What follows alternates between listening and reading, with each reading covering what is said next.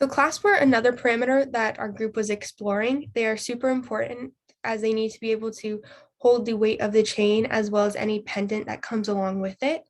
Our original chain was a spring ring clasp. These clasps are typically not the best. They often fail as they're one of the cheaper options.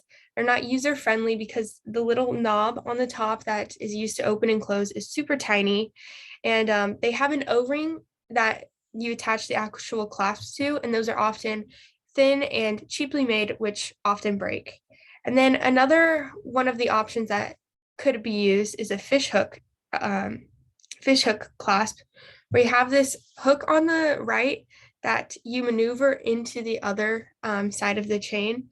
And these are often used in pearl necklaces because the weight of the pearls, it needs a sturdy hook. And they have a very elegant design. So they're on the more expensive side, but they do work. And then we also have the option of a barrel design. This has a piece that is inserted into the barrel, which is then secured with an outside clasp. These are very sturdy, but often not used as they are more difficult to open if you only have one hand. So you won't see these being used on bracelets, but they are used sometimes on necklaces as it's easier to open and close with two hands. And then finally, we look at the lobster clasp. This is very similar to the spring ring clasp. However, it has thicker metal around it, and the knob is also bigger to open and close.